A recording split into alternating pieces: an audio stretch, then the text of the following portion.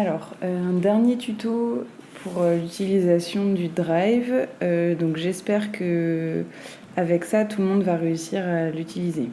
Alors, pour que ce soit simple, j'ai créé une adresse Gmail pour tout le monde. Donc du coup, tout le monde peut se connecter dessus et normalement, l'accès au Drive, du coup, est simple et ça doit fonctionner.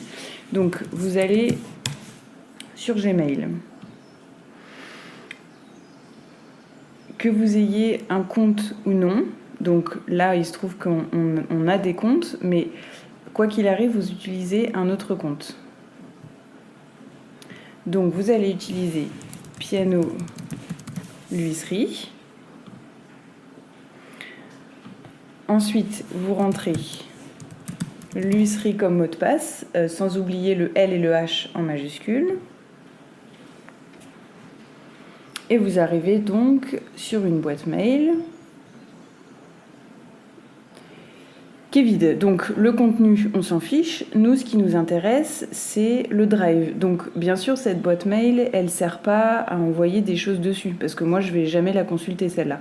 C'est vraiment juste pour que vous ayez accès au Drive sans difficulté. Donc vous allez en haut avec les petits carrés avec les petits points, hein. Le carré avec les petits points, vous cliquez sur Drive. Ok, merci.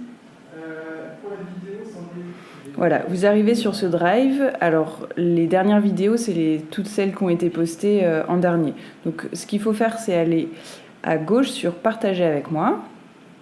Et là, vous arrivez sur un dossier classe piano l'huisserie. Et donc là, vous avez accès à tout. Donc, la plupart arrivaient à accéder à ce truc-là, mais n'arrivaient pas à importer des fichiers. Donc là, en fonctionnant de cette manière-là, ça a bien été partagé en éditeur. Donc, normalement, il n'y a aucun souci. Donc après, il suffit d'aller dans le dossier qui vous concerne. Voilà, donc peu importe. Par exemple, on va prendre Louisa. Et donc, quand on arrive sur Louisa, ensuite, vous mettez Nouveau, Importer un fichier. Et il suffit d'importer le fichier que vous voulez faire. Ou alors, vous glissez, vous pouvez aussi juste glisser le dossier dedans. Ça fonctionne aussi.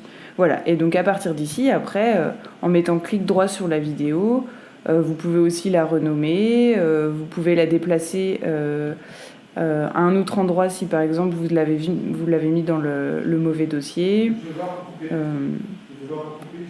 Voilà, donc normalement c'est assez simple d'utilisation et une fois qu'on a compris, c'est quand même très pratique pour tout le monde.